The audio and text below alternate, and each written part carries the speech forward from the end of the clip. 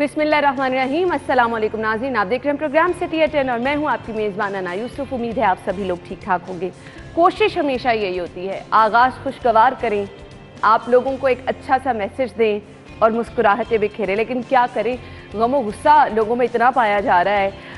आज की जो बड़ी खबर है उसकी तरफ तो हमने आना है। पेट्रोल की कीमत में इजाफा, हर दूसरा बंदा ये डिस्कस करता नजर आ रहा है। महंगाई से सभी लोग परेशान हैं। लेकिन एक और खबर जो कि आप सभी लोग जानते भी हैं, स्कूल मुकम्मल 100% हाजिरी के साथ जो है वो परमिशन होगी। पहले जो कोविड की सूरत हाल को देखते हुए 3 दिन या 4 दिन ऑल्टरनेट डेज पर स्टूडेंट्स जा रहे थे स्कूल, और अब जो है मुकम्मल तौर पर हाजिरी को यकीनी बनाने का कहा गया है। खैर नाज़रीन, अब तो तमाम बच्चे स्कूल्स भी जाएंगे, लेकिन ज़रूरी ये है कि आपने SOPs को ज़रूर फॉलो करना है। एक ह्यूमन नेचर है, जब आपको लगता है कि अच्छा जी जो सख्तियाँ थी वो कम कर दी गई हैं तो इसका मतलब अब हमें एहतियात नहीं करनी, तब बल्कि डबल एहतियात जो है वो ज़रूरी हो जाती है।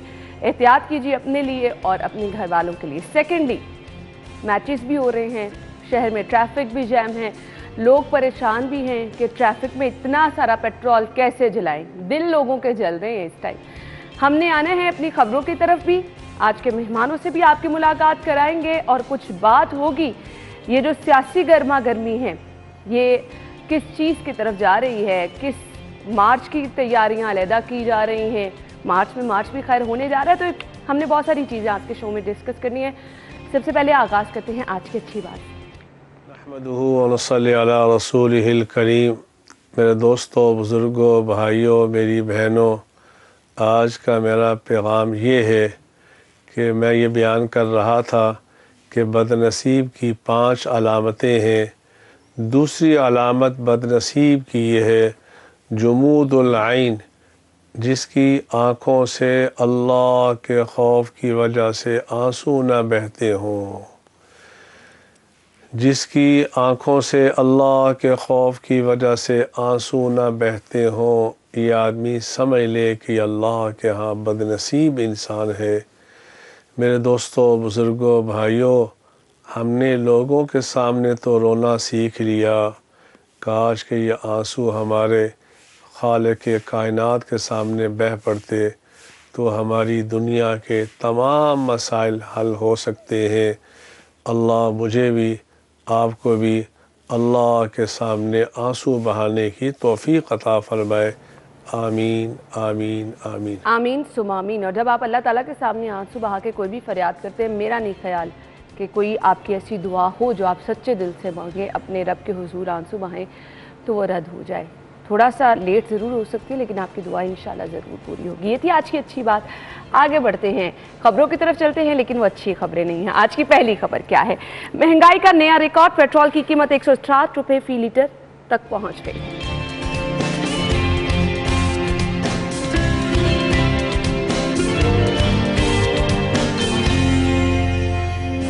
गोहर एजाज दुख इंसानियत की खिदमत में पेश जिना अस्पताल में यकम रमज़ान से मुफ्त अद्वियात देने का ऐलान। पुरानी लाहौर की बहाली का मास्टर प्लान तैयार, मंसूबे के लिए 10 अरब से ज़ायद लागत का तखमीना।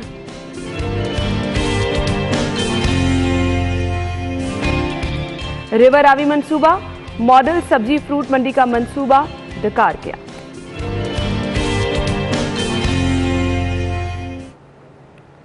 जी तो नाज़रीन, टॉप स्टोरीज आप जान चुके हैं। आज की खबरों को डिटेल में डिस्कस कर लेते हैं। स्टूडियो में हमारे साथ हमारे सीनियर रिपोर्टर्स मौजूद है। कज़ाफी भट्ट साहब और दुरे नायाब ने हमें ज्वाइन किया। अस्सलाम वालेकुम, क्या हाल चाल है आपका? अच्छा जी, हमने पहली खबर की तरफ जाना है और पहली खबर है महंगाई का नया रिकॉर्ड। महंगाई का नया नहीं, महंगाई के बहुत सारे रिकॉर्ड टूट चुके हैं और ये मेरे ख्याल से सबसे बड़ा रिकॉर्ड कायम हुआ है। 160 रुपये फी लीटर तक पेट्रोल पहुँच गया है। भट्ट साहब क्या कहेंगे? मैं आपको पिछले प्रोग्राम में कह के गया था कि पेट्रोल और बिजली महंगी होनी है। अभी पेट्रोल महंगा हो गया, बिजली की भी समझी गई हुई है। दुरे साहब पीछे कुछ 4 रुपये बढ़ा भी है, वो फ्यूल एडजस्टमेंट में बढ़ाया। अभी मजीद आप आगे आगे देखिए होता है क्या। अब दुरफिटे मुँह कहूँ या ना कहूँ, हम समझ कोई नहीं लगती पे हैगी। लेकिन मैं वैसे बड़ा खुश हूँ मैंने रात जो सी है वो बचत की है अपनी। मेरी गाड़ी में फ्यूल कोई नहीं था, मैंने पता सी पेट्रोल महंगा हो जाना है। वक्त की बचत, एक दो दिन की खुशी। मैंने तो वही कहा, ये बचत आप नहीं कर सकते, ये सिर्फ आपके लिए बट साहब 2 घंटे की खुशी थी सर, अब आगे वो खुशी खत्म हो जाएगी, आपको महंगा पेट्रोल ही डलवाना 2 घंटे तो मैं खुश हो गया ना, अब आगे आएगी तो आगे की आगे देखी जाएगी जो होगा। लेकिन ये कि देखें इस हुकूमत के दौर में ये 1 घंटे की, आधे घंटे की, 10 मिनट की खुशी मिल जाए ना, मैं आपको बताऊँ बहुत बड़ी गनीमत है। ये बहुत बड़ी गनीमत है कि आप चंद लम्हे के लिए मुस्कुरा लें और ये खुश हो जाए यार मैं आज बचत कर लेती है। रीज़न ये है कि आप ये देखें ना 160 रुपये लीटर हो गया है पेट्रोल। वो अभी भी कह रहे हैं महंगाई कम है पाकिस्तान के अंदर, महंगाई कम है पाकिस्तान के अंदर। हम हाथ जोड़ के माफ़ी मांग लेते हैं, ये स्टेटमेंट चेंज कर लें बस कि महंगाई पाकिस्तान में कम है। देखिए मैं इसको इस तरह भी ना कहता हूँ कि ये सिर्फ ये पेट्रोल का रिकॉर्ड नहीं बना, ये बेहिसी का रिकॉर्ड भी बना है। इस हुकूमत की बेहिसी का रिकॉर्ड में आप चलें कहते हैं ना कि अमेरिका में बड़ी महंगाई होगी, बरतानिया में बड़ी हो गई, कनाडा में बड़ी होगी, लेकिन इतनी हुकूमतें बेहिस नहीं होती वहाँ पे। तो आपने तो पाकिस्तान में बेहिसी का रिकॉर्ड भी बनाया है और फैसला वो कर रहे हैं जो अपनी जेब से पेट्रोल तक डलवाना गवारा नहीं करते। आपके वुज़रा, आपके फेडरल कैबिनेट के तमाम अफसरान व मुलाजमीन, आपकी फेडरल ब्यूरोक्रेसी, सिविल ब्यूरोक्रेसी, जितने भी मुशीर हैं, आपके जितने भी ज़्यादा जो हवारी हैं, बताएं उनको सरकारी गाड़ियाँ इत्मीनान इनके चेहरों पे नजर आता है। इत्मीनान इसलिए है सरकारी गाड़ियाँ हैं, उनका कई 100 लीटर पेट्रोल है, उनके पास ड्राइवर हैं, घर में मुलाजम हैं, उनको मुराद मिली हुई है। मुराद के बाद उनको जो महंगाई अलाउंस लगते हैं और हर महीने हर 2 महीने के बाद जो डिस्कस होता है कैबिनेट में, काबीना में कि जी वुज़रा मर गए, बड़ी महंगाई है। तो अवाम जो है वो कहाँ मर गई है। और इतने बेहिस और ढीठ किस्म के सोचने वाले ये लोग हैं कि ये सिर्फ 15 से 20% जो लोग अफोर्ड करते हैं इस मुल्क में, उन पे 80% लोगों को तरजीह देते हैं और 80% लोगों को मार के ये खुश होते हैं कि जी 20% बड़ी है जी, गाड़ियाँ नहीं निकल रही हैं, मोटरसाइकिलें नहीं निकल रही हैं, लोग बड़ी बड़ी इंटरनेशनल आउटलेट्स और चेन में जाके बर्गर्स खा रहे हैं। इनके मवाजने देखें आप परेशान हो जाएंगे कि यार ये कहाँ से आ गए हैं, कहाँ से पड़ गए हैं और ये क्या बातें कर रही हैं। आपके 15 से 20% लोग जो हैं उनको आप 80% लोगों पे बढ़ा के पेश कर रहे हैं पूरी दुनिया के सामने, तमाशा बढ़ा रहे हैं अपना। आप कनाडा, अमेरिका, बरतानिया की बात करते हैं, उन्होंने महंगाई अलाउंसेस दिए लोगों को, उन्होंने बेरोजगारी अलाउंसेस दिए, उन्होंने कोविड। आपने क्या दिया? आपने जो सेहत कार्ड दिया है वो क्या है? नहीं, आपने वो जो महीने में मैसेज आता था कि राशन लें तो 1000 रुपये आपको दिया जाएगा, वो वाला आपने अलाउंस दिया है। यार कोई, मैं ये कहता हूँ कि ठीक है, ये मैं वैसे इसको एक और भी एंगल से देखता हूँ, मैं मजाक तो शायद ये बन जाए मेरी बात का, लेकिन ये हुकूमत जो है ना अवाम को झंझोड़ रही है कि जी हमारे खिलाफ निकलो, हमारे खिलाफ एहतजाज करो। और ये जो इतनी जो गुमसुम बैठी है ना कौम, सोई हुई है, एहसास कोई नहीं है, महंगाई बहुत ज़्यादा हो गई है, जो गरीब है वो अपनी दिहाड़ी की फिक्र करे कि बाहर निकल के एहतजाज करे।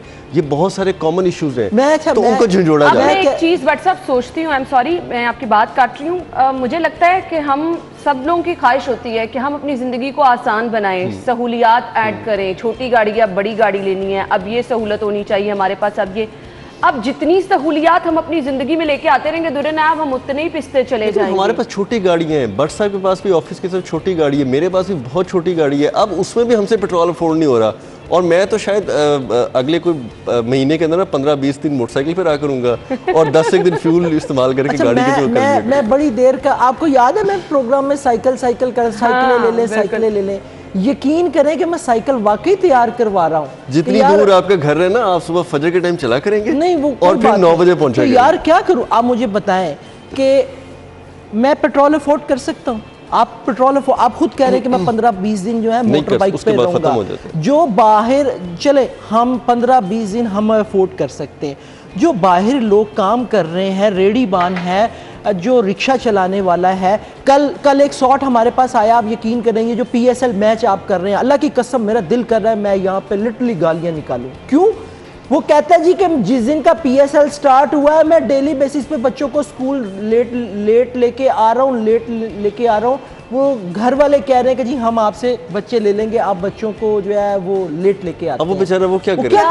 रास्ते बंद हैं, क्या करे? यानी कि आपने लोगों को इस तरीके से अपने मामलात के अंदर उलझा दी। ये 160 रुपए महंगा नहीं हुआ, ये आपके अरबों रुपए महंगे हुए हैं। ये आपकी अशिया खुरनोश की कीमतें बढ़ जानी है, आपकी ट्रांसपोर्टेशन सारी बढ़ जानी है, पेट्रोल बढ़ गया, आपकी हर चीज़ आपकी बढ़ जानी है, आपके कपड़ों की प्राइसेस बढ़ जानी है, आपका मेकअप बढ़ जाना है, आपका यानी कि किस किस चीज़ का मैं नाम हम बुनियादी जरूरतें, चले कपड़े हम कम खरीद लेंगे, हम बाकी चीजें कम खरीद लेंगे, खाना तो 2 वक्त का सबने खाना ही है। की जो फ्यूल का जो इम्पैक्ट है बढ़ने का, वो जो बाकी हमारी ज़रूरियात ज़िंदगी उमूर पे होना है, और उस पर कोई मुशीर कोई वजीर बात करने को तैयार नहीं है। 160 रुपये, मैं इसको 200 तक जाता देख रहा हूँ। और ये मैं आपको बता दूँ कि ये इनसे थमना नहीं है। अब आप मैनेजमेंट देखें हुकूमतों की, IMF पहले भी था, IMF पिछली हुकूमतों में भी आपके ऊपर सवार रहा, आपके ऊपर कर्जे भी थे, सब कुछ भी थे, लेकिन मुझे तो अब उनकी मैनेजमेंट का मैं तो फ़ैन होता जा रहा हूँ भाई, कि क्या वो मैनेजमेंट करते थे। ये मैं आपको फवाद चौधरी साहब का एक जुमला सुनाता हूँ, आप ये देखिए कि वो किस तरह व्हाट्सएप लेके आया सारा। नहीं मैं लेके नहीं आया। वो कहता है इस वक्त जो हालात हैं इनमें पेट्रोल की कीमतें बढ़ाने के सिवा हमारे पास चारा क्या है, जाहिर है कीमतें बढ़ेंगी। यार हद है यार कि देखें आप, वो दूरे वाली बात, आपकी गाड़ी के अंदर पेट्रोल किनके पैसों का पड़ रहा है? मेरे पैसों का पड़ रहा है, आपके पैसों का पड़ रहा है, आवाम के पैसों का पड़ रहा है। आप जिस घर के अंदर रह रहे हैं, सरकारी घर के अंदर रह रहे हैं, उसकी बिजली के पैसे कौन देता है? रसीदें पेश कर देना, अगर हम गलत कह रहे हैं। हाँ, ये वुज़रा मुशीर रसीदें पेश कर दें, कौन अपनी जेब से दिलाता है? हम तो शायद फिर रसीदें पेश कर देंगे क्योंकि हम हमारी जेब से जाता है तो हम अपनी मूवमेंट महदूद कर लेते हैं, हम कुछ अपने काम रोक लेते हैं। महीने के आखिरी 10 दिन तो यकीन करें ऐसे गुजरते हैं कि बस नहीं चल रहा होता कि हम साइकिलें चलाना शुरू कर दें। फिर मैं वो कहूँगा ना, फिर मैं कहूँगा ना, फिर मेरी प्रोड्यूसर भी ला बंदा छितर लवे अल्लाह दी कसम।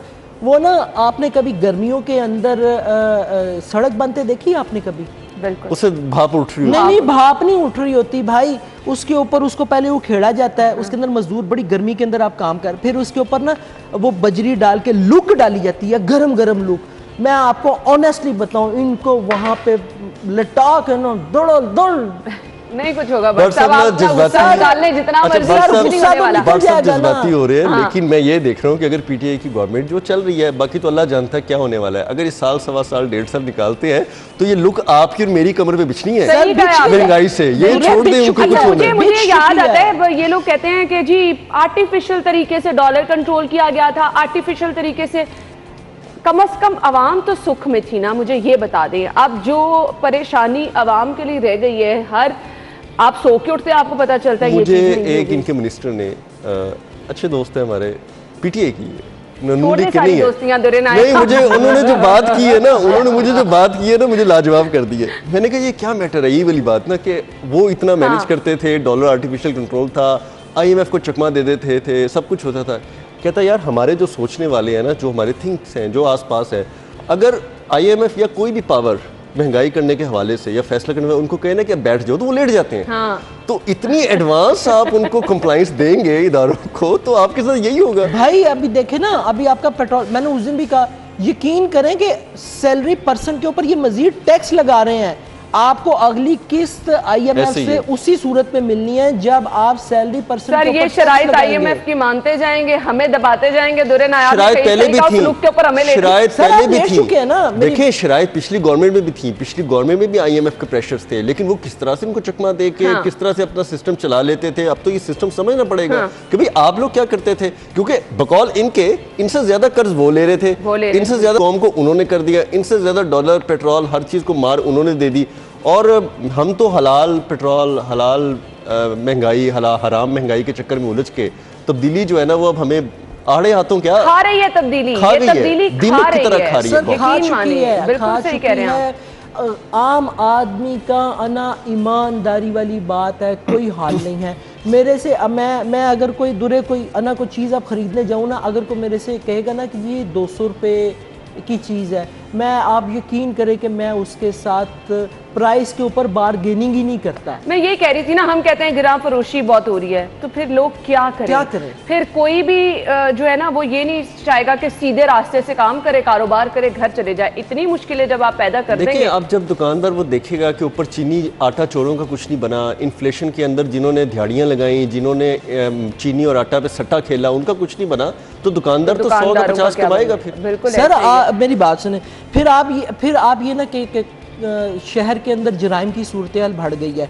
नौजवान मोटरसाइकिल के ऊपर मोबाइल ना छीनने लोगों से, तो क्या लोग दहलीजों पे लुट रहे हैं, अब लोग बैंकों में लुट रहे हैं। अब लोग बैंक से अगर कोई लाख रुपए पे खुदा ना खास्ता निकालता है उसकी बख्शिश भी नहीं है। जो कराची वाले हालात थे ना, बिल्कुल आप सही कह रहे हैं, मैं तो खुद ये करती हूँ। कराची में लोगों को मैं सुनती थी कि आप सिग्नल पर रुके, आपसे तो खुद कई दफा मोबाइल छीना गया, ठीक है ना। आप तो इसकी बात भी ना करें। अब हम जो है ना वो एक ऐसी स्टेट की तरफ जा रहे हैं जहाँ पे बेयकीनी की सूरत हाल तो है, महंगाई भी है, और अब हमारी जानो माल का तहफ़्फ़ुज़ भी नहीं है। बिल्कुल आपने सही कहा, लेकिन ऐसे में हम जरूर जिक्र करेंगे उस मसीहा का जो कि दुखी इंसानियत की खिदमत के लिए हमेशा पेश रहा। गौहर एजाज साहब की हम बात कर रहे हैं। एक तरफ हैं जी, मैं स्मार्ट कार्ड कहने लगी थी, स्मार्ट कार्ड ही है, लोगों को बेवकूफ़ बनाया जा रहा है। एक तरफ है ये सेहत कार्ड, अगर ये इतने मौसर हैं तो मेरे ख्याल से फिर इन मुखय्यर हजरात की ज़रूरत ही ना पड़ती। इस पर आते हैं हम ब्रेक के बाद, हमारे साथ ही रहिएगा।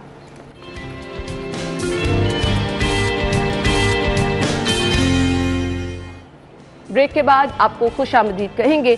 और मैंने स्टार्ट में कहा था कि आज अच्छी खबरें नहीं है, लेकिन ये बहुत अच्छी खबर है। और खबर ये है जी, गौहर एजाज दुखी इंसानियत की खिदमत के लिए पेश हैं। जिन्ना अस्पताल में यकम रमज़ान से मुफ्त अद्वियात देने का ऐलान किया है, जो कि बहुत बड़ी बात है। एक तो वैसे ही माह मुबारक, लेकिन गौहर एजाज साहब की अगर हम बात करें तो वो पूरा साल इसी तरह से दुखी इंसानियत के लिए अपनी खिदमात पेश करते रहते हैं। जिन्ना अस्पताल में पहले भी इससे अगर हम बात करें, चाहे वो डायलिसिस सेंटर है, चाहे वो मुफ्त खाने की वहाँ पर सहूलत है, बहुत ज़बरदस्त खिदमात हैं उनकी। और इनका जिक्र मैं चाहती हूँ हमें बार बार करना चाहिए, वो इस वजह से क्योंकि ये जो लोग अच्छा काम कर रहे हैं ये बहुत सारे लोगों के लिए मोटिवेशन भी है। दुरे नायाब आपसे आगाज़ करते हैं। अच्छा, हम बहुत सारे जो बड़े बड़े बिजनेसमैन हैं उनके बहुत सारी बातें डिस्कस करते हैं, उनके बहुत सारे ज़िंदगी के रुख देखते हैं, लेकिन जो उनके अच्छाई वाले रुख होते हैं ना वो हमें बड़ी मुश्किल से डिग आउट करके लाने पड़ते हैं, उनकी कवरेजेस करनी पड़ती है। क्योंकि बहुत सारी कवरेजेस में मैं खुद भी इन्वॉल्व रहा हूँ। जब मेहमान खाने का इफ्तिताह किया गया जिन्ना हॉस्पिटल में, तब भी मैंने कवर किया। डॉक्टर्स के लिए स्टेट ऑफ द आर्ट, जो डॉक्टर्स पैरामेडिकल स्टाफ के लिए जो किचन बनाया गया, वहाँ पर जो कैंटीन बनाई गई, उसके भी मौके पर मौजूद था। जो किडनी सेंटर और बाकी इनके डायलिसिस सेंटर के एक्सटेंशंस हो रही हैं, पूरी बिल्डिंग्स बन रही हैं, वहाँ पे भी मौजूद था। इससे पहले जो PIC के लिए किया जिन्ना, अब जिन्ना हॉस्पिटल को ना मामूली हॉस्पिटल ना समझें, ये पूरा जनूबी पंजाब का प्रेशर कैरी करता है। आपके पूरी जनूबी पंजाब से जो बंदा चलता है, जिसको जवाब होता है या जिसको वो कहते हैं लाहौर ले जाएं, या जिसको खुद बंदा समझता है कि उसको लाहौर लेके जाना चाहिए, वो सबसे पहले लाहौर के एंटर होते ब्रेक जिन्ना हॉस्पिटल में लगाता है। और जिन्ना हॉस्पिटल में इतना मरीजों का फ्लो है, मेरी खुद मदर का ऑपरेशन भी वहाँ पे हुआ, मेरी मदर का ट्रीटमेंट भी जिन्ना हॉस्पिटल में हुआ, और मुझे वहाँ पे बहुत ज़्यादा रहने का मौका मिला। तो मुझे वहाँ से एहसास हुआ कि जिस तरह से उनके लोग खाना लेके आते थे, ट्रॉलियाँ लेके आ रहे हैं, वहाँ पे लोगों को खाना दे रहे हैं, लवाहिकीन को पूछ रहे हैं, तमाम वार्ड्स में जा रहे हैं, पूरा एक सेटअप चल रहा है, सिस्टम चल रहा है। और जिन्ना हॉस्पिटल में पहली दफ़ा डॉक्टर पैरामेडिकल को इतनी इज्जत पहली दफ़ा मिली है कि उनका इतना state of the art kitchen बनाया है। मैं उनके कमेंट्स ले रहा था तो वो थक नहीं रहे थे बताते हुए कि जी हमें भी नहीं यकीन हो रहा कि हम तो ये होता था, हम पे कहते इल्ज़ाम होता था कि वार्ड में सो गए, अपनी ड्यूटी के दौरान फटों पे सो गए, बेंचों पे सो गए, तो कहते यार कहाँ बैठते, कहाँ जाते। और अगर एक चाय का कप भी पीना होता था तो हमारे लिए वो बड़ा मुश्किल हो जाता था। तो अब हमें एहसास हुआ है। अब ज़ाहिरी बात है, एक डॉक्टर, एक नर्स, एक मेल नर्स, अगर वो रिलैक्स होंगे तो वापस जाके 15 मिनट की ब्रेक लेके, आधे घंटे की ब्रेक लेके जाके पेशेंट को दोबारा देखेंगे। तो ये वो काम है अब जिसको अगर देखा जाए तो एक तरफ चंद लोग, मुट्ठी भर लोग, और मुट्ठी भर के अंदर भी चंद लोग इस तरह से खिदमत करते जा रहे हैं कि पहले आपका जिन्ना हॉस्पिटल, फिर आपका सर्विसेज हॉस्पिटल, फिर इंस्टीट्यूट ऑफ कार्डियोलॉजी, PIC, आपकी सारी चीज़ें कॉप अप करते जा रहे हैं। फिर जितने हॉस्पिटल्स प्राइवेटली ट्रस्ट हॉस्पिटल बन रहे हैं वो एक अलग स्टोरी है। तो ऐसे लोगों को तो खराज तहसीन पेश करना चाहिए, ऐसे लोगों को तो अपनी मुशावरत में वज़ीर आज़म साहब को ले लेना चाहिए। अच्छा मेहरबानी करके सेहत कार्ड के होते हुए मुफ्त अद्वियात की क्या ज़रूरत पड़ गई? देखिए, सेहत कार्ड का नाम ना लें। अभी कल का परसों रात का एक क्लिप वायरल हुआ है, वो PTI का बड़ा ज़बरदस्त किस्म का कारकुन है। यानी कि वो एक हॉस्पिटल में जा रहा है, उसके ऊपर कह रहे हैं कि जा निकल जा यहाँ से निकल जा। यानी कि ये लैंग्वेज है हॉस्पिटल। कौन सा सेहत कार्ड, आप किस सेहत कार्ड की बात कर रही हैं? ये सेहत कार्ड जो है इलेक्शन स्टंट है, क्योंकि इलेक्शन लड़ना है, PTI ने कुछ तो देना ना, जाके फेस करना ना। मतलब इलेक्शन स्टंट ही हो, लेकिन हमें कोई एक दो लोग को ऐसे मिल जाए जो कि हमें सेहत कार्ड से फायदा हो। आर्टिफिशियल गवर्नेंस की आला मिसाल है। बस ये देखें, ये आर्टिफिशियल गवर्नेंस एक जुमले में दुरे ना इन्होंने मुतारिफ कराई, इन्होंने ऐसी टर्म्स मुतारिफ करा दी हैं कि मैं अब उसको, चूंकि मैं खुद MPhil कर रहा हूँ तो रिसर्च करता रहता हूँ, तो मैं पढ़ता हूँ ना, मैंने 3-4 टर्म्स इनसे सीखी है। Artificial minus intellectual corruption.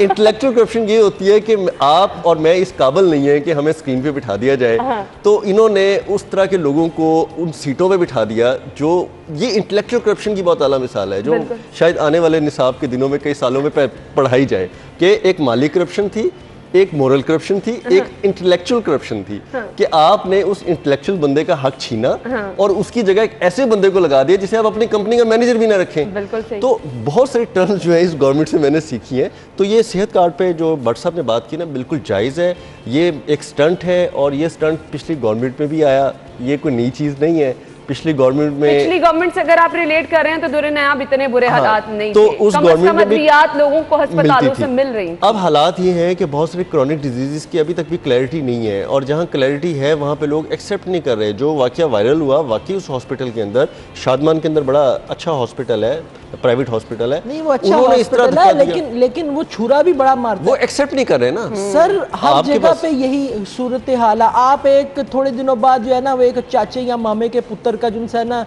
वो ट्वीट डाल देते हैं, जो सऊदी अरब से पाकिस्तान आ गया इस सेहत कार्ड के ऊपर इलाज करवाने के लिए, क्योंकि यहाँ पे अद्वियात भी मिलनी थी 10 लाख। और जितने मामू भतीजे चले गए हैं उसका जिक्र कोई नहीं देता ना। इतने 3 सालों में जितने सऊदी, दुबई, अमेरिका, इंग्लैंड लोग निकल गए हैं उसका भी डाटा दे देना, आवाम के सामने रखें आप कंपैरिजन। ये चाचे मामे फूफे का कार्ड है, तो इस कार्ड के ऊपर इतनी ज्यादा आपको वो तकिया करने की जरूरत नहीं है कि आप बड़ा खुश हो के इस कार्ड को लेके, मेरे को इंसाफ कार्ड है जी, इसके तो बात ही करने को दिल नहीं करता। लेकिन बटवे में सजाने के लिए अच्छा है ना, आपके पर्स में सजाओ खूबसूरत कार्ड्स, जहाँ और कार्ड्स हैं तो आपका एक रेड और लेकिन ग्रीन कार्ड है। मैं इस बात को इधर ख़त्म करूंगा। मैं आपको बताऊं, अगर पाकिस्तान इस वक्त जिंदा है या अवाम की थोड़ी बहुत कोई चीज़ कुछ सांसें बाकी कह दें, सांसें बाकी हैं, तो मैं आपको बताऊं वो ऐसे नेक लोगों की वजह से, जिनको डायलिसिस की सहूलत इस तरह से मुफ्त मिल रही है, ये मुफ्त अद्वियात की सहूलत मिल रही है। हमारी तो ढेरों दुआएं हैं गौहर एजाज साहब के साथ, इसी तरह के मुखय्यर हजरात के साथ जो कि इस मुश्किल वक्त में दुखी इंसानियत के लिए जज्बा रखते हैं और उनके कामों के लिए पेश रहते हैं। मेरे ख्याल से ये जो आज मामूली सी दवाई भी आप खरीदने जाएं तो आपके हज़ारों रुपए लग जाते हैं। हर बंदा महीने की जहां ग्रॉसरी करता है वहां महीने की अद्वियात भी खरीदता है। हमारे अपने घरों की ये कहानी है कि आपने मंथ की पूरी अपनी दवाइयाँ इकट्ठी लेकर आनी है। तो वो लोग जो कि अफोर्ड नहीं कर सकते, मेरे ख्याल से उन लोगों के लिए बहुत बड़ी बात है। हमने ब्रेक लेनी है, ब्रेक के बाद जब वापस आएंगे तो पुराने लाहौर की बहाली का मास्टर प्लान तैयार किया गया है, इस पर हमने बात करनी है। फिलहाल ब्रेक ज्वाइन करते हैं आपको ब्रेक के बाद।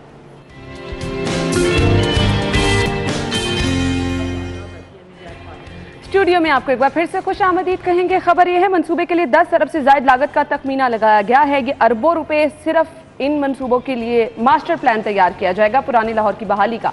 दुर्रे आप क्या कहेंगे? ये कागजी मंसूबे हैं और कोई 10-15 साल से ये ऐसी है कागजों में, और अगर मास्टर प्लानिंग पे ही अगर इतने पैसे लगा देंगे तो सोचें कि बहाली पे कितने पैसे लगेंगे। तो ये 1 खरब का मंसूबा जो है ना, ये इनसे सिरे नहीं चढ़ना। अच्छा, ये ना हर 15 दिन बाद 15 दिन बाद नहीं तो महीने बाद नहीं तो याद आ जाता है, 1.5 महीने बाद उनसे ना ये इस तरह की एक स्टोरी रिपोर्ट छोड़ देते हैं और उसके बाद हम उसको पकड़ के ना ढोल बजाते रहते हैं कि आप समरी चली गई। बंदा इनको पूछे जी पुराने लाहौर की बहाली का, आपको पता है, ये दुर्रे मेरी बात की तायीद करेगा, आपको पता है कि पुराने लाहौर के अंदर जो इस तरह के मंसूबे हैं या जो इस तरह की कदीम हमारी चीज़ें हैं, पुरानी चीज़ें, उनके ऊपर अमेरिका और बाकी जो इस तरह के दूसरे कंट्रीज़ हैं वो कितना फंड्स दे रहे हैं? मैं राइट और रॉन्ग? यूनेस्को भी दे रहे हैं। और आपको ऑरेंज लाइन वाला याद ही तो है सारा वाकया, कि ऑरेंज लाइन कितनी रुकी थी शालीमार की वजह से। और इनकी हालत देखें जो मैं आपको बताऊंगा, आप भी गुजरते हैं, आप भी गुजरती हैं। जो बुर्जी का एक वो बुर्जी जो है ना वो टूटी हुई थी, उसको रिहेबिलिटेट करना था, 5 साल लग गए। एक बुर्जी उसको रिहेबिलिटेट करना था, और पुरानी जो उसकी ईंटें हैं, जिस तरह वो पुरानी नक्शो निगार के मुताबिक पुराने मुगल एरा की, उसकी बहाली में इनको 5 साल लग गए।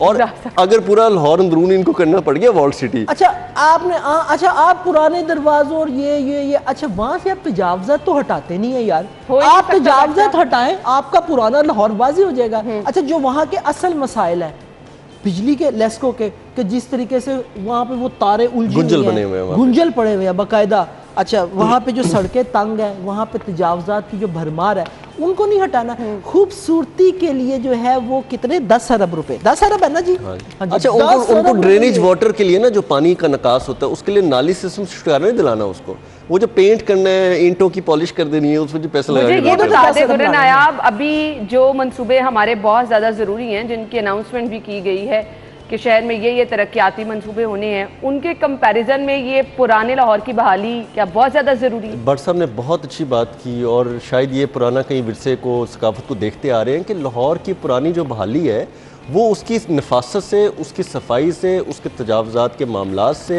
बिजली की तारों को कंट्रोल करने से, सफाई के साथ साथ पानी के निकास के लिए नाली सिस्टम को ख़त्म करके कोई अच्छा उनको ड्रेनेज सिस्टम देने से दूर होगा। वहाँ के जो रहने वाले लोग हैं उनका कल्चर हमेशा से एक बहुत खूबसूरत कल्चर है कि नीचे छोटी सी दुकानें या एक हट्टी जिससे दुकान का कहते हैं और ऊपर उनकी रिहाइशें होती थी। अब तजावज़ात इतनी ज़्यादा हो गई हैं कि हर जगह जगह पे खोखे बन गए हैं, दुकानें बन गई हैं, स्टॉल लग गए हैं, पैदल चलने का रास्ता नहीं रह गया। अच्छा कतर कलामी माफ, आप यकीन करें कि अगर आप सिर्फ वो तजावज़ात हटा देना, हमारे वाले तो ये रंगो रोगन करते हैं ना, हम अपने घरों में भी करें तो अगले 2 महीने बाद, 3 महीने बाद या 6 महीने बाद हमें वो रंगो रोगन दोबारा करने की ज़रूरत पड़ जाती है। आप ये तजावज़ात हटाएं, जो असल एक्चुअल लाहौर है आप वो देखेंगी कि वहाँ पे दुरे कि वो उसकी असल एक्चुअल लाहौर की वो पूरी शक्ल बाहर निकल आएगी। जो काम उन्होंने किया हुआ ना वो इंतहाई खूबसूरत और पायदार काम किया हुआ, उसके ऊपर आपको करने की कुछ जरूरत नहीं है, सिर्फ नीचे से आपको तजावज़ात खत्म करने और सफाई करने की जरूरत है कि आप उसको साफ करके देखें। फिर आपने उन्होंने एक गली, छोटी ख्वाहिशें हैं, छोड़ दें। आपकी खबर है दुर्रे नायाब, मुझे ये डिस्कस करने थे, वक्त थोड़ा सा कम है। गुलबर्ग से डिफेंस तक सिग्नल फ्री कॉरिडोर मंसूबा मंजूर, 6 अरब 60 लाख लागत आएगी। पहले तो इस मंसूबे की मुझे बता दें कितना ज़रूरी, अफादियत इसकी क्या होगी, कितना ये ज़रूरी मंसूबा है।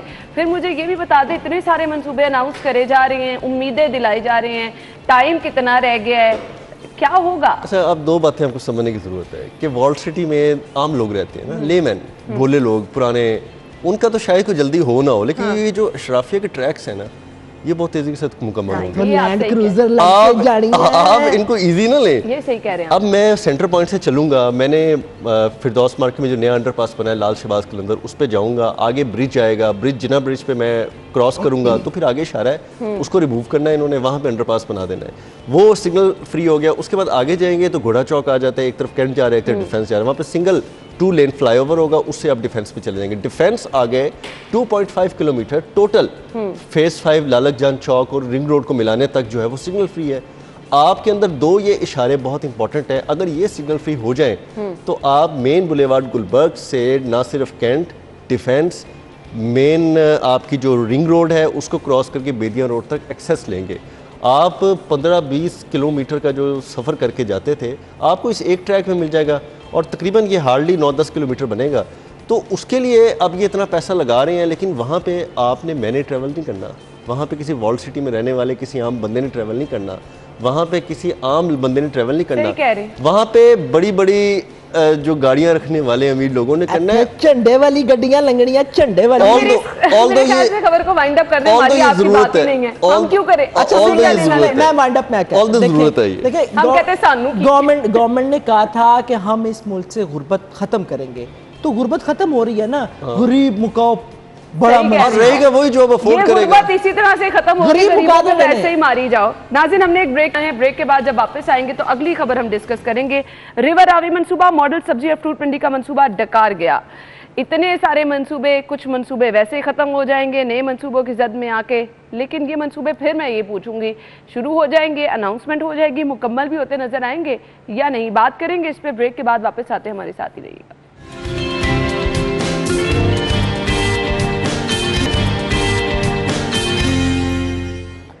वेलकम बैक नाज़रीन, खबर हमारे पास क्या है जी? मॉडल सब्जी और फ्रूट मंडी की अराजी रिवर रावी अथॉरिटी को मिल गई। रिवर रावी मंसूबा, मॉडल सब्जी और फ्रूट मंडी का मंसूबा डकार गया। सही हुआ दुर्रे नायाब? नहीं, बहुत गलत हुआ है। ये पहले मंडियां शिफ्ट करके लाहौर की रिंग रोड से बाहर लेके जाना था। अब जब रिंग रोड के सर्कल से बाहर आपने एक जगह मुख्तस की हुई है तो एक अथॉरिटी को खुश करने के लिए, जिनके अंदर अपने बड़े प्रोसीजर लैब्स हैं, आपने पीछे देखा है कि कोर्ट ने किस तरह उनको सीधा किया कि अपने आप मामला सीधे करें, बड़ा अच्छा किया कि वो जितने प्रोसीजरल लैब्स थे उनके अंदर रूडा के वो कंप्लीट कर रहे हैं। अब कंप्लीट करने के साथ साथ इस तरह ना करें कि लोगों के आप ज़मीनें तो ले ही रहे हैं, अब आप सरकार की ज़मीनें भी ज़बरदस्ती और तेज़ी के साथ, पहले बोर्ड ऑफ रेवेन्यू की ज़मीनें ले ली इन्होंने और अब जो है सब्ज़ी मंडी की ज़मीन ले ली। अब इसका इम्पैक्ट क्या होगा? इम्पैक्ट ये होगा कि अगर इसको शहर के बाहर मंडियों को लेके जाएंगे, शेखुपुरा की साइड पे ले जाए, कसूर की साइड पे ले जाए, वहाँ पे सब्जियों के फ्रेट चार्जेस क्या पड़ेंगे? पहले सब्जियाँ वहाँ से आएंगी, फिर सब्जियाँ वहाँ से लाहौर के अंदर आएंगी, गली मोहल्लों में आएंगी, उसी के अंदर इन्होंने सब्जी 10-15 रुपए किलो एवं बढ़ा देनी है। और ये सिस्टम है, आपको तो डोर स्टेप पे, आपको जहाँ पे ट्रैफिक अच्छी लगती हो, हैवी ट्रैफिक आ रही हो, रिंग रोड पे ये बड़ी मुनासिब जगह थी अगर यहाँ पे मंडी को स्टैब्लिश कर दिया जाता, और ये बिल्कुल लाहौर के सर्कल से बाहर थी। अब लाहौर जितनी तेज़ी से फैल रहा है, आप अपने एक प्रोजेक्ट को खूबसूरत करने के लिए लाहौरियों का ये हक तो नहीं छीना ना कि वो सस्ती सब्जी खाने से भी बिल्कुल ऐसे ही है। बट साहब मेरे पास सिर्फ 1 मिनट है, एक कमेंट आपका चाहिए। सर आप सब्जियां जितना है ना आप अपने घर के बाहर उगानी शुरू कर दें, मैं आपको बता रहा हूँ आप बच जाएंगे। बट सब सेल्फ देते हैं कि आप सेल्फ सफिशिएंट। पेट्रोल कैसे आएगा? चले मान लिया सब्जियां घर में उगा लेंगे, सबसे बड़ा मसला तो सर ट्रैक सूट खरीद के रख लें। पहले मैंने साइकिल का कहता था, अब मैं कहता था जॉगर अच्छे अच्छे खरीद के अभी रख लें, महंगे हो जाएंगे। सस्ते वो भी नहीं है बट यार कुछ खाएंगे तो जान आएगी ना। अब देखिए ना, कुछ खाएंगे तो जान आएगी। अच्छा मेरी बात सुनो, देखिए मैं जो बात कहता हूँ ना वो पूरी हो जाती है। जिस तरह इमरान खान जो प्राइम मिनिस्टर साहब जिस तरह कहते हैं ना कि नोटिस ले लिया, तो वो वाला नोटिस हमें याद है। दुनिया वक्त कम है, मुझे इस टाइम क्लोजिंग का कहा जा रहा है। थैंक यू सो मच, बहुत बहुत शुक्रिया आप लोगों के वक्त के लिए। ब्रेक लेते हैं, आप हेडलाइंस जानिएगा, ब्रेक के बाद आपको एक बार फिर से शो में ज्वाइन करेंगे, हमारे साथ ही रहिएगा।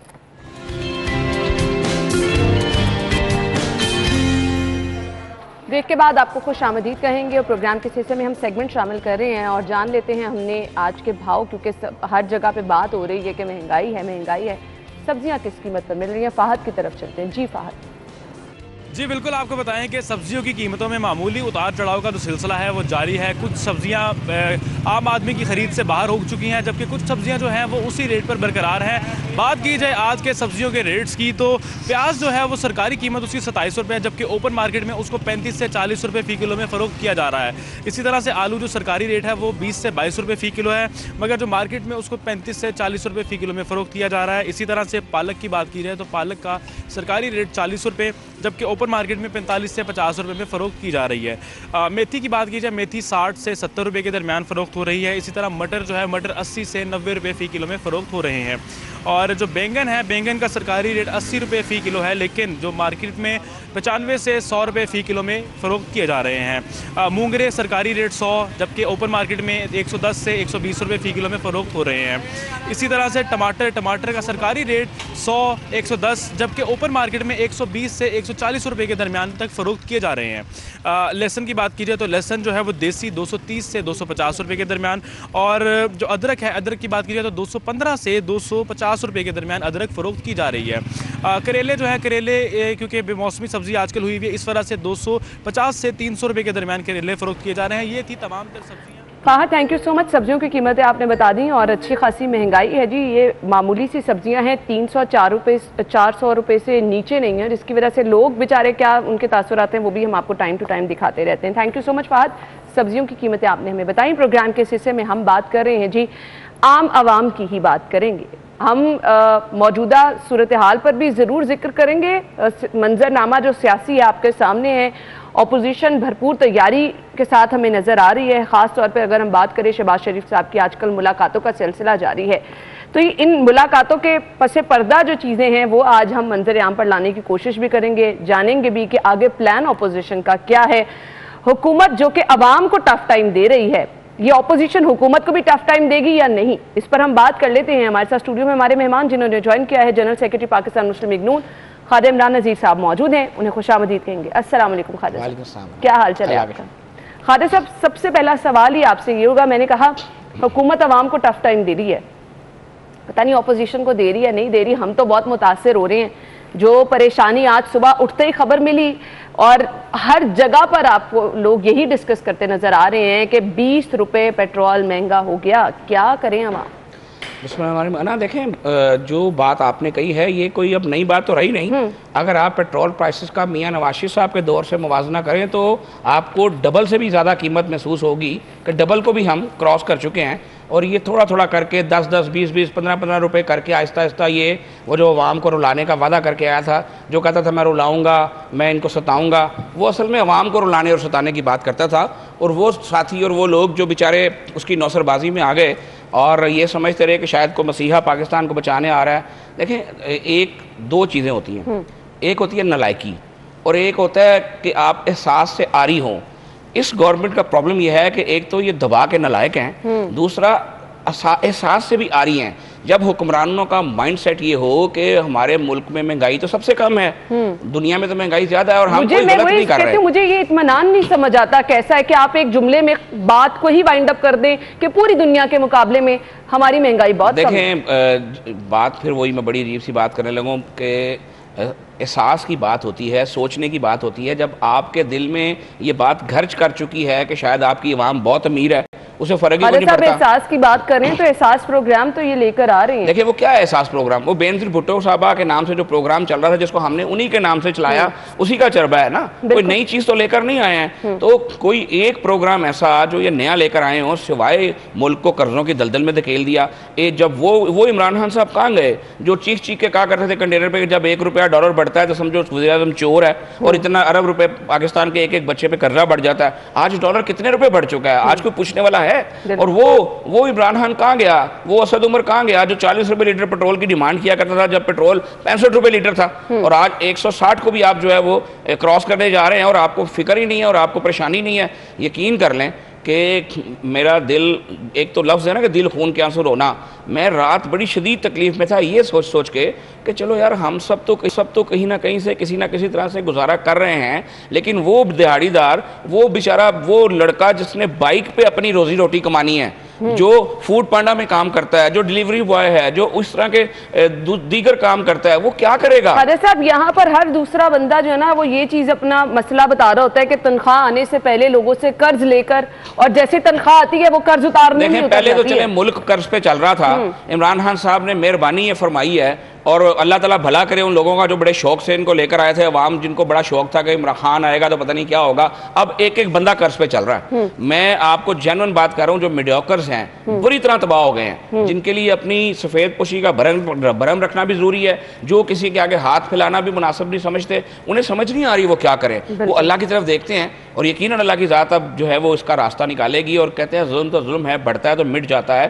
तो जिस तरह से वो कहते हैं ना कि एक बेवकूफ़ जो है वो 200 अक्लमंद दुश्मनों से ज़्यादा ख़तरनाक है, तो हमारे साथ तो भाई वो काम हुआ है। हम कहते थे लोगों को कि ये बिल्कुल ड्रामा है, ऐसी कोई बात नहीं है, लेकिन लोगों को यकीन ही नहीं आता था। आज भी कुछ ऐसे पागल हैं कि जिनके बाप कमाते हैं और उनकी जेब से जो है वो खर्च नहीं जाता घर का, वो कहते हैं खान 500 का भी पेट्रोल कर दे तो हम उसके साथ हैं। तो जब उनके वालिद से आप बात करते हैं ना तो उसको पता है कि उसके पर क्या बीत रही है। तो लोगों को अब अकल के नाखून लेने चाहिए, तौबा करनी चाहिए। इन्हीं लोगों के तासुरात क्या है, मैं आयशा को कहती हूँ कि दिखा दें। जब हम लोगों से हमारी गुफ्तगू हुई, हमने पूछा कि पेट्रोल की जो हालिया कीमत है उस पर लोग कैसे गुजारा करेंगे, क्या उनके तासुरात होंगे। हम गुफ्तगू का सिलसिला आगे बढ़ाएंगे, लेकिन सबसे पहले लोगों के तासुरात आपको दिखा देते हैं। इतनी महंगाई कर दी गई है कि हम गरीब आवाम कहाँ जाएं और कहाँ जाके रहें कि पेट्रोल महंगा कर दिया गया है, गैस महंगी कर दी गई है। खान साहब, खुदा का वास्ता है कि हमें ना रुलाएं, आपकी मेहरबानी है। मजदूरी मिलती नहीं उतनी। ये इमरान खान हमारे लिए एक अजाब है, ये कोरोना से भी बढ़कर है। तो रोटी मसी पूरी हो रही है, कोई कंडीशन नहीं दे रही थी, जो पहले माहौल था वो नहीं है। अब ये हुकूमत जो है ना हमारे साथ पता नहीं क्या करेगी। अगर महंगाई करी जाना, मजदूरी हो देना। जी, तो ये लोगों के तासुरात है कि महंगाई होती जा रही है, मजदूरी उनकी बढ़ नहीं रही है। खादर साहब, ये मजदूर का मसला है। अब बहुत मुश्किल है इन लोगों के लिए जिन्होंने अपने काम के लिए घर से निकलना भी है, दिहाड़ी कमानी है। आप यहाँ से आए ऑफिस के लिए, जब हम आते हैं आपको अकबर चौक पे, आपको मुख्तलिफ चौराहों पे लोग ऐसे खड़े नजर आते हैं कि वो जैसे कोई गाड़ी आती है लपक जाते हैं कि उनको काम मिल जाए। देखिए, मैंने ना बहुत सारी ये बात जो है महसूस की है, यकीनन आप शहर लाहौर का हिस्सा, आप लोग भी महसूस करते हैं कि कभी शहर लाहौर के चौकों चौराहों पे इतने मांगने वाले नहीं हुआ करते थे। सही कह रहे हैं। होते थे, मैं नहीं कहता नहीं होते थे, होते थे, लेकिन इस तरीके से, इस शिद्दत से और इस मैं समझता हूँ इन हालात से कि मेरे पास लफ्ज़ खत्म हो गए, मैं क्या बात करूं। कभी इस लेवल की सुनी ही नहीं थी। और हालत ये है कि एहसास नाम की चीज़ कोई नहीं है, इतनी डिठाई है, इतनी बेशर्मी है कि हर चीज़ के जवाब में अपनी कारकर्दगी के जो है वो कसीदे पढ़े जाते हैं। वो जो 10 वज़ीरों को कारकर्दगी की इसनाद से नवाज दिया गया है, मुझे समझ नहीं आती। बात रियासत मदीना की होती है, भाई रियासत मदीना वाला तो वो था जो कहता था कि अगर कोई मेरे दौर में कोई कुत्ता भी जो है वो भूख से मर गया तो मैं जिम्मेदार हूँगा। रियासत मदीना वाले तो वो थे कि जो हज़रत उमर फ़ारूक ने 2 चादरों के ऊपर जब सवाल हुआ तो हर जुर्रत हो गई सहाबा की कि वो वक्त के हुक्मरान से सवाल कर सके कि हमारे पास 1 चादर है, तुम्हारे पास 2 चादरें क्यों आ गई हैं। और यहाँ आलम यह है कि रियासत मदीना के हुक्मरानों की शान में अगर गुस्ताखी होगी या सोशल मीडिया पर तो लोगों को गिरफ्तार है। मैं मानता हूँ कि ये कोई अच्छी बात नहीं है। अगर गैर अखलाकी चीज़ कोई भी करता है, चाहे वो उसका ताल्लुक किसी भी सियासी जमात से हो या वो शहरी हो, तो वो गलत है। लेकिन रियासत मदीना की बात फिर मत करें। रियासत मदीना वाले वो थे जब ताइफ वालों ने लहू-लुहान कर दिया था तो उन्होंने फरिश्ता नाजिल हुआ और उन्होंने कहा कि हम पहाड़ इन पर दे मारें। तो सरकार मदीना सल्लल्लाहु अलैहि वसल्लम, जिनका आप बार बार नाम लेते हैं, उन्होंने कहा था कि मैं इनको बिल्कुल इनके लिए दुआ करता हूं कि अल्लाह इनको हिदायत दे, लेकिन इनके ऊपर कोई तकलीफ जो है वो नहीं होनी चाहिए। तो आप कैसे हुक्मरान हैं? आपकी शान में गुस्ताखी कर दी जाए तो आपको तकलीफ होती है, और लोगों की शानों में आप गुस्ताखियां किया करते थे। आप लोगों को इस काम, ये जो आपके साथ आज हो रहा है, ये मुकाफाते अमल है। ये आप कराते थे लोगों के साथ। ये लोगों को गो नवाज गो के नारे आपने सिखाए, लोगों की इज्जत नफ्स उछालना आपने लोगों को सिखाया, और अब वो पलट पलट के आपके ऊपर आ रहा है। और इंशाल्लाह आप आगे भी देखेंगे कि अल्लाह की जात आपको पूरा सीन दिखाएगी और फिर आप यहां से जाएंगे इंशाल्लाह। लोगों की मुश्किलात पे हमने बात करनी है। ख्वाजा साहब हमारे साथ मौजूद हैं। ब्रेक के बाद हसन मुर्तज़ा साहब भी हमें ज्वाइन करेंगे। और ये जो अब अपोजिशन की तरफ से हमें प्लानिंग नज़र आ रही है, अपोजिशन खासी मुतहरिक नज़र आ रही है, सो अपोजिशन का प्लान क्या है, हम इस पर बात करेंगे। ब्रेक लेते हैं, ज्वाइन करते हैं आपको एक ब्रेक के बाद।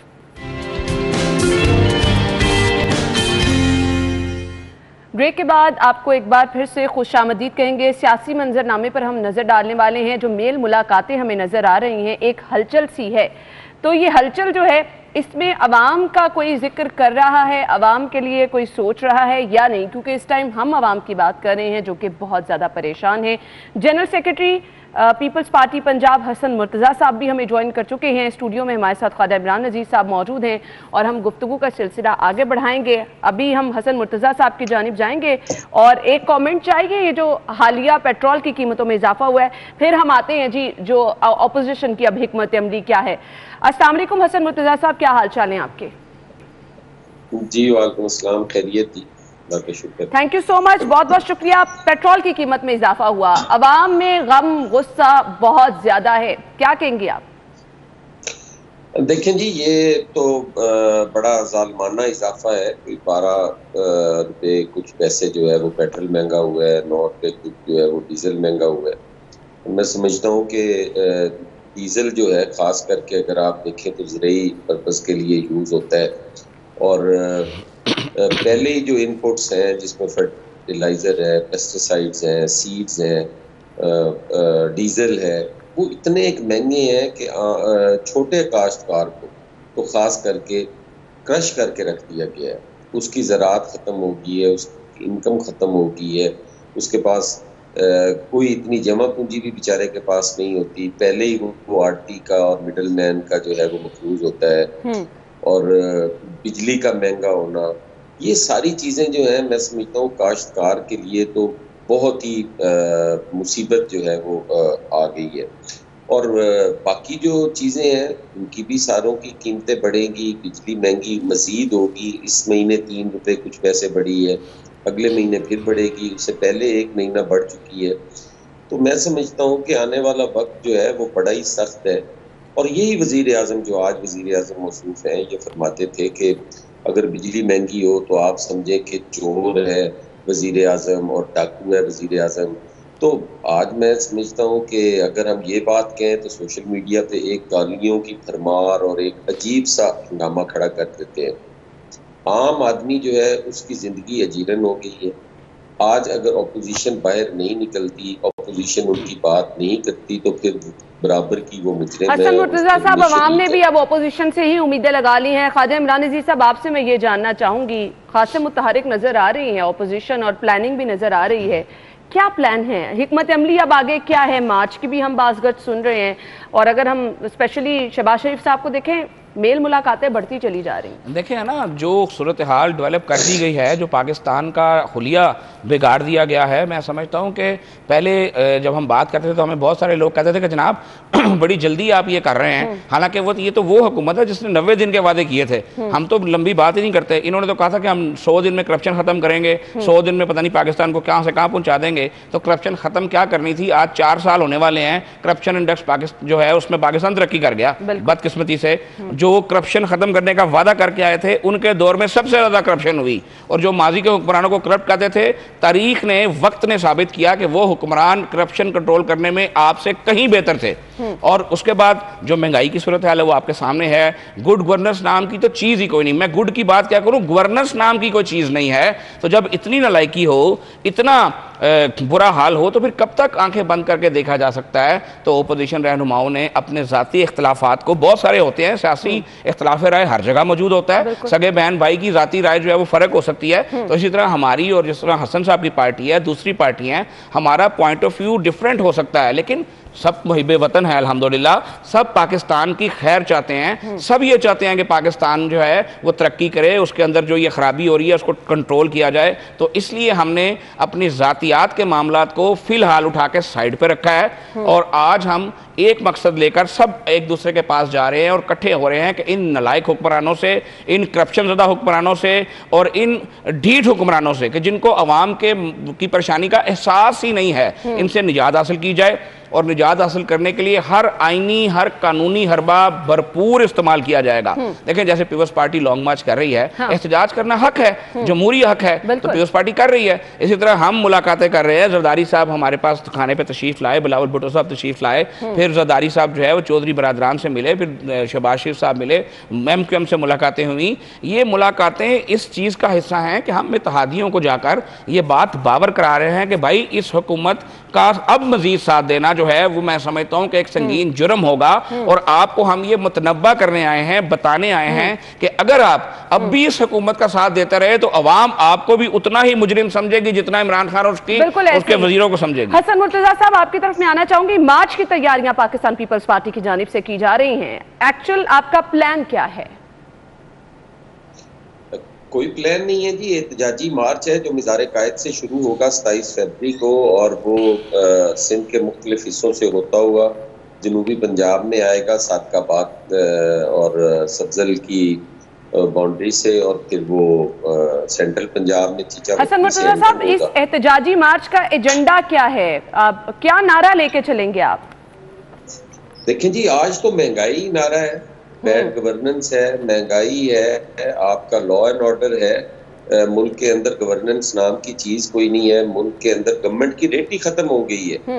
आप कोई जिसका जी चाहता है वो चीज महंगी कर देता है। वजीर आजम खुद कह रहा होता है कि माफियाज के नरगे में है मुल्क, और माफियाज उसके दाएं और बाएं बैठे हुए हैं, उनको कह कुछ नहीं सकता। जहांगीर तरीन को उसने NRO दे दिया, फिर उसके बाद वो आटा चीनी चोर जो थे उनको उसने दे दिया। दवाई माफिया जो था वो आप देख लें, 500 अरब का टीका लगा के वो जफर मिर्जा नामी शख्स फूट गया। और बाकी भी इसी तरह ही जी लूटो और फुटो वाली पॉलिसी है, वो लूट भी रहे हैं और भाग रहे हैं। जिन्होंने खर्च किए थे वो सूद के साथ अवाम से वसूल कर रहे हैं।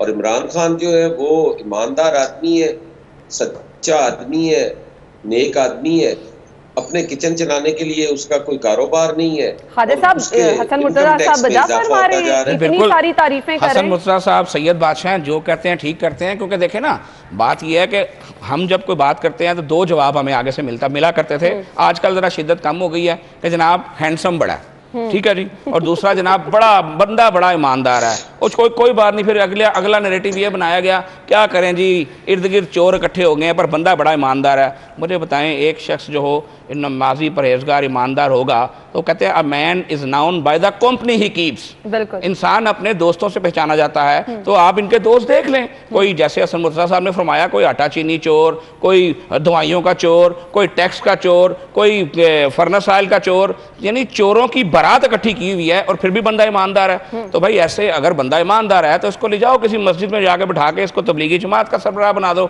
इस मुल्क की जान इससे छूटनी चाहिए। और मैं आपको बताऊं, कल मैं बड़ा इंतज़ार कर रहा था कि वो एक मौसूफ तशरीफ़ लाए हुए हैं पाकिस्तान में, जिनका पहले कोई जिक्र हुआ नहीं करता था, आज वो पाकिस्तान के सबसे बड़े लीडर बने हुए हैं, वो शहबाज गिल साहब। उनका हमेशा ट्वीट आ जाता था कि जनाब इमरान नियाज़ी साहब ने बड़ी मेहरबानी की, ओगरा ने 10 रुपये की समरी भेजी, उन्होंने सिर्फ 5 रुपये बढ़ाए। कल बताएं ना शहबाज गिल साहब, ओगरा ने तो 8 रुपये की समरी भेजी और इतनी मेहरबानी आपने कर दी कि आपने 12 रुपये बढ़ा दिए, तो कल आपका कोई ट्वीट नहीं आया। तो कौम आपके ट्वीट की मुंतज़िर है और कौम इंशाअल्लाह ताला आपके भागने की भी मुंतज़िर है। तो ये चोरों का टोला, झूठों का टोला, ठगों का टोला इकट्ठा हुआ है। वो आप बचपन में किताबों पे लिखा पढ़ा करते थे ना कि चोर मचाए शोर, चोर भी कहे चोर चोर, चोरों से खबरदार रहिए। तो ये वो चोर हैं जो चोर चोर करते हुए आए हैं और हमें कहते हैं चोरों से खबरदार रहें। तो अब वक्त आ गया है, जो शख्स, मैं बिल्कुल आपके चैनल के तरफ से कह रहा हूं, हुक्म जाए उसका ताल्लुक हुक्मरान पार्टी से है, चाहे वो इत्तेहादी है, जो असम्बलियों में बैठता है, जो आज इमरान खान और उसकी कैबिनेट को सपोर्ट करेगा, अवामी गैज़ो गज़ब का निशाना बनेगा, इलेक्शनों में अपनी ज़मानतें ज़ब्त कराएगा और अपनी सियासत को तबाह करा लेगा। आज भी वक्त है, खुदारा अवाम का एहसास कीजिए, लोग मर रहे हैं। इन नलायकों से जान छुड़ाने के लिए अपनी मदद आपके तहत बाहर आएँ, इनका बाइकआउट करें, इनका साथ छोड़ें, ओपोजिशन का साथ दें और अवाम को इन नलायकों से छुड़ाकर अपना जो गुनाह आपने पिछले 3.5-4 साल में किया है उसका कफारा अदा करें। हसन मुर्तज़ा साहब, आपसे मैं ये जानना चाहूंगी, प्राइम मिनिस्टर साहब कहते हैं घबराना नहीं, अवाम कैसे ना घबराएं। अभी जिस स्टेज पे अवाम को लाके खड़ा कर दिया है, रोटी चावल बेसिक बुनियादी ज़रूरियात जो अवाम की है ना, वो अवाम से छीन ली गई हैं। हम ये कहें कि बिल्कुल भी अवाम की पहुंच में नहीं है तो बिल्कुल गलत नहीं होगा। इस स्टेज पे भी क्या अवाम ना घबराएं? ये नारा बार बार क्यों अवाम को सुनाया जा रहा है? नहीं, ये तो देखिए कई दफा सवाल कर चुके हैं खान साहब से कि अब घबरा लें, अब घबराने का वक्त आ गया है, लेकिन उसका जवाब वो नहीं देते। अब वो घबराने से काम बहुत आगे चला गया है जी। अब तो उठना पड़ेगा, निकलना पड़ेगा और अपने हकूक के लिए लड़ना पड़ेगा। अपोजिशन के संग जो है वो जद्दोजहद करनी पड़ेगी। ये मुल्क के अंदर एक जो खुद अपनी ज़बानी कहता था कि मैं एक सुनामी हूँ, तो सुनामी तो तबाही का नाम है। सुनामी को तो आप इस तरह हाथ पे हाथ रख के बैठे रहें और घबराएं ना और सुनामी गुजर जाए, ये मुमकिन नहीं है। अवाम को बिल्कुल घबराना पड़ेगा और अवाम की घबराहट का अंदाजा यहाँ से लगा लें कि आज लोगों के पास खाने के लिए रोटी नहीं है, दवाई नहीं है। मैंने कल एक वीडियो वायरल हुई देखी, वो हेल्थ कार्ड लेके बेचारा हॉस्पिटल गया है और वो चीख के कह रहे हैं और उसको धक्के दे के हॉस्पिटल से निकाला जा रहा है। ये भी नहीं किया जा रहा कि आओ यार बैठो उसको कोई मुतमिन कर ले, धक्के दे के उसको निकाल रहे हैं। तो दवाई के लिए लोगों के पास पैसे नहीं है, बच्चों की पढ़ाई के लिए पैसे नहीं है। और अगर हम कहें कि मुल्क में तबाही आ गई है तो कहते हैं जी कोरोना था ना, और अगर तरक्की की बात करनी हो तो कहते हैं जी कोविड के बावजूद पूरी दुनिया की इकोनॉमी बैठ गई, पाकिस्तान की इकोनॉमी ऊपर जा रही है। तो इन्होंने तो कोई एक भी ऐसी चीज ये नहीं बता सकते कि हमारे 3.5-4 साल के अंदर एक चीज भी ऐसी हमने डिलीवर की हो, कोई। बिल्कुल आपने सही कहा। खादिम दानिश साहब, एक सवाल आपसे पूछना फिर मुझे ब्रेक की तरफ जाना है। आज गौहर एजाज साहब ने ऐलान ये किया कि जिन्ना अस्पताल में मुफ्त अद्वियात दी जाएंगी, जितने मरीज वहां पर आएंगे उनको मुफ्त अद्वियात दी जाएंगी। ये मुखय्यर हजरात ही क्या मुल्क चलाएंगे? क्या गौहर एजाज साहब इंतहाई आला इंसान है और वो अपने वालिद के नाम पे जो उन्होंने ट्रस्ट बना रखा है उसमें पहले भी दाहे बगाहे लोगों की मदद करते हैं, लेकिन ये गवर्नमेंट का काम था। ये उन लोगों का काम था कि जो मुखय्यर हजरात ही, अब ये उनका काम था जो ट्रक के ऊपर खड़े होकर चीख के कहते थे कि सेहत और तालीम हमारी सबसे पहली प्रायोरिटी है। तो प्रायोरिटी क्या है? ये प्रायोरिटी है। जो सेहत कार्ड की इन्होंने बात की, हमने ये हमारा मंसूबा था, लेकिन जो हमने डिज़ाइन किया था 19 शहरों में हम उसको दे चुके थे, आपने उसको ख़त्म किया, उसके ऊपर पेंट फेरा अपनी पार्टी के परचम का, जो आप कहा करते थे कि किसी के बाप का पैसा नहीं है। आज देखिए, अब मुझे एक सवाल का जवाब चाहिए कि जिस शख्स को, जिसकी ये बात हसन मुर्तज़ा साहब कर रहे हैं, उसके बच्चे को हर्निया की पेन हो रही थी, क्या वो 2 महीने हर्निया की पेन इंतजार करेगी? उसका तो कोई ना कोई अल्लाह माफ करे नुकसान हो जाएगा। तो ये कैसा कार्ड है कि जिसपे आपको इलाज जो है वो 2 महीने के बाद मिलेगा? जिसके ऊपर बीत रही होती है। अल्लाह ताला रहम करे, हम सबको महफूज रखे। वो तकलीफ, वो दुख मेरे ख्याल से कोई एहसास नहीं कर सकता, जिसके ऊपर बीत रही होती है सिर्फ उसी को एहसास होता है। ख्वाजा साहब, मुफ्त अद्वियात, आप हेल्थ मिनिस्टर भी रहे हैं, बहुत मुश्किल है फराहम करना आम अल्लाह के फजल से हमने अपने टर्नओवर में हमने मुफ्त अद्वियात फराहम करके दिखाई हैं। और मैं आपको चैलेंज करके कह रहा हूं कि जो अद्वियात बीइंग मिनिस्टर में खरीद के गया था, 2 साल इस हुकूमत ने उससे गुजारा किया है। इन्होंने कोई एक सिंगल की कोई मेडिसिन नहीं खरीदी थी और 2 साल उस मेडिसिन से गुजारा किया था, और वो उस पाए की मेडिसिन थी कि जो आप यूरोप के अस्पतालों में इस्तेमाल करते हैं। हमें कैंसर पेशेंट्स के मुफ्त अद्वियात के बारे में हमने खुद सुना, मरीज कहते थे, हमने हेपेटाइटिस के मरीजों को सुना कि अस्पताल जाते थे और हर महीने TCS करके घर में आती थी 6 माह की दवाइयां। बिल्कुल आपने सही कहा। खैर, यहाँ पर आयशा मुझे बार बार जिक्र कर रही है कि यहाँ पर जरूर ये भी जिक्र कर दें कि हमने जमशेद इकबाल चीमा साहब से भी रब्ता करने की कोशिश की बारहा, उनका पॉइंट ऑफ व्यू भी ले। हम ये नहीं चाहते कि हमें कोई ये कि हम बारहा वो चीज़ें बता रहे हैं, जैसे कि अक्सर हमारे पे इल्ज़ाम ये लगाया जाता है कि हम कैमरा माइक वहाँ लेके जाते हैं जहाँ पे लोग हमको गुस्सा कर रहे होते हैं। तो हमने तो मुसर्रत साहिबा को भी दावत दी थी कि आएँ, पॉइंट ऑफ व्यू ज़रूर बयान करें कि क्यों इतनी महंगाई बढ़ी है, लेकिन किसी ने रब्ता करना मुनासिब ही नहीं समझा। तो हम तो कोशिश ही कर सकते हैं। ब्रेक का कहा जा रहा है, ब्रेक लेते हैं, ब्रेक के बाद आपको एक बार फिर से ज्वाइन करते हैं।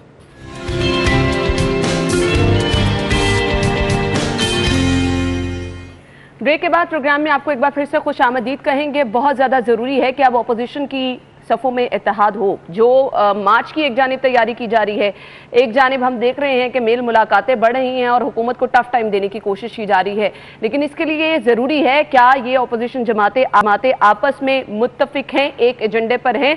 मुझे हसन मुर्तज़ा साहब का एक कॉमेंट चाहिए। हसन मुर्तज़ा साहब, तमाम अपोजिशन जमातें जो कि अवाम की बात कर रही हैं, बहुत ज़रूरी है कि अब अपोजिशन जमातों का इत्तेहाद हो और एक पेज पर हो। क्या पाकिस्तान पीपल्स पार्टी जो है वो तमाम अपोजिशन जमातों के साथ मुत्तफिक है एक पेज पर? देखिए जी, ये तमाम जो सियासी जमातें हैं, अवामी और जमहूरी जमातें हैं, और ये बेशक इनके मुख्तलिफ नज़रियात हैं, इनके अपने अपने मैनिफेस्टो है, लेकिन इस महंगाई के खिलाफ, इस अवाम दुश्मन पॉलिसियों के खिलाफ अपोजिशन को इकट्ठा होना चाहिए, ज़रूरी है। हम तो पहले भी कहते थे, जब PDM बनाई थी हमने वो APC की, हमने PDM बनाई और सबको इकट्ठा किया। पता नहीं क्या अवामिल थे जिनकी वजह से हमारी दूरियां हुई और ये इत्तेहाद जो है वो कमज़ोर हुआ। बिल्कुल इकट्ठा होना चाहिए जी। मैं समझता हूँ कि ये वक्त नहीं है कि हम अपने इख्तलाफात सामने रखें, हमें वो तमाम इख्तलाफात, वो ज़्यादतियाँ एक दूसरे के साथ जो है उन्हें साइड पर रख कर इस वक्त अवाम की बात करने की ज़रूरत है। अगर अवाम की बात आज हम नहीं करेंगे तो फिर बहुत देर हो जाएगी, और इस किस्म के जो कठपुतली हैं उनका कोई फ्यूचर नहीं होता। आप कई पार्टीज़ देख लें जो किंग पार्टी थी और आज वो तारीख का हिस्सा बनी हुई हैं और उनका नामो निशान नज़र नहीं आता। अगर इसी तरह हमने ये सिस्टम जो है वो कमज़ोर किया, इसको हम अगर ये खुदा न खास्ता डीरेल हो गया तो फिर हमें एक अलमिया ना हो जाए। बिलाशुबा आपने सही कहा। अच्छा जी, हसन मुर्तज़ा साहब, लाहौरिये मार्च का इंतजार करें, क्या मार्च का हिस्सा लाहौरिये भी बनेंगे?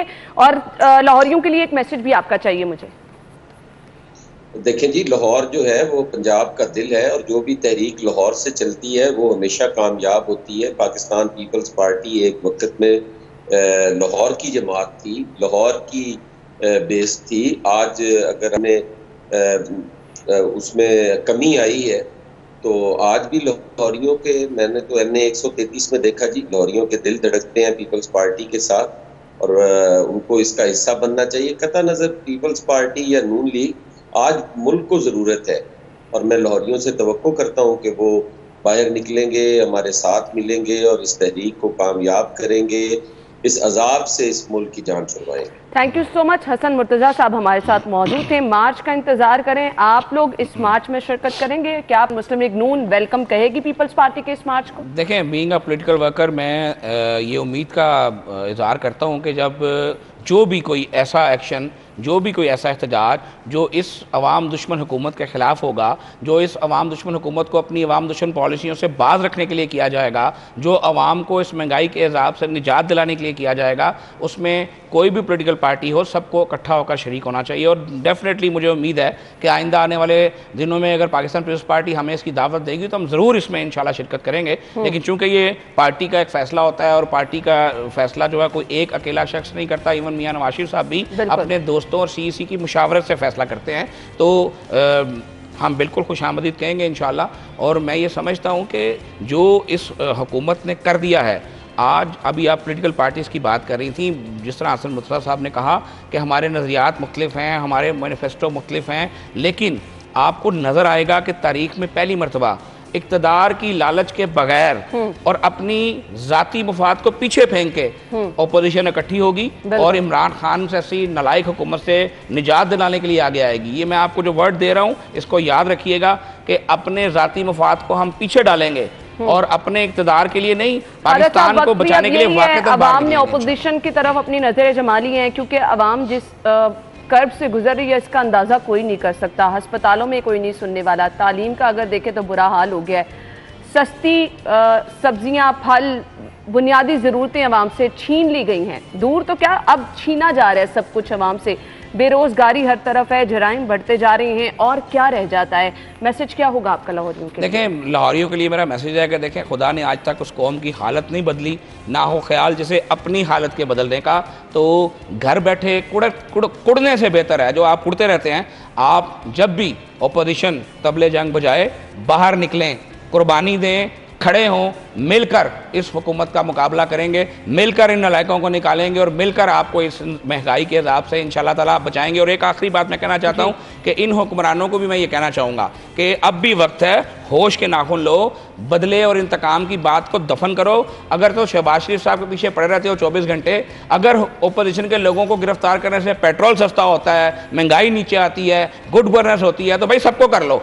लेकिन आपने देख लिया कि इससे कुछ नहीं होता, तो अपने काम पर तवज्जो दो। जो थोड़ा बहुत अरसा अगर आपके पास अगर रह गया, जो मुझे लगता नहीं है कि रह गया, तो कम से कम आखिरी दिनों में कोई बेहतरी की कोशिश करो। लेकिन आपसे वैसे उम्मीद कोई नहीं है। अल्लाह की ज़ात इंशाल्लाह पाकिस्तान का भला करेगी, पाकिस्तान के लोगों का भला करेगी और पाकिस्तान के लोगों को इस मुसीबत से इंशाल्लाह निजात दिलाएगी। बहुत सारी दुआएं हैं जी, अब हम अल्लाह ताला से दुआएं करें, जो हालात मुल्क के हो गए हैं अल्लाह ताला ही रहम करे, अदरवाइज कुछ अच्छा होता नजर नहीं आ रहा। Thank you so much Khalid साहब, बहुत बहुत शुक्रिया आपके वक्त के लिए। ब्रेक के बाद आपको ज्वाइन करते हैं।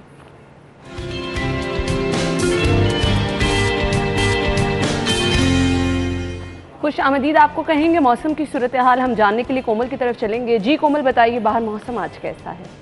बिल्कुल, शहर लाहौर का एयर क्वालिटी इंडेक्स जो है वो ट्रिपल सेंचुरी अबूर कर चुका है और एक दफ़ा फिर से लाहौर का AQI जो है वो बदतरीज इजाफा उसमें देखने में आ रहा है। और बाहर का एयर क्वालिटी इंडेक्स शहर लाहौर ओवरऑल अगर मैं बात करूं तो 325 रिकॉर्ड किया जा रहा है, जबकि शहर लाहौर के मुख्तलिफ मकामात जिसमें कोट लखपत है एयर क्वालिटी इंडेक्स 520 देखा जा रहा है, US कॉन्सुलेट में 502, माल रोड में 472, फेज़ 8 DHA का air quality index 462, model town 445, माल रोड 432 एयर क्वालिटी इंडेक्स देखा जा रहा है, जो कि पिछले दिनों काफ़ी ज़्यादा उसमें कमी देखी जा रही थी और एयर क्वालिटी इंडेक्स जो था वो बेहतरीन। थैंक यू कोमल, आपने मौसम की सूरत हाल भी बताई और बाहर के हालात बताए क्या है एयर क्वालिटी इंडेक्स। आपका बहुत शुक्रिया। इसी के साथ ही नाज़रीन अपना ख्याल रखिएगा, इजाज़त दीजिए, अल्लाह हाफ़िज़।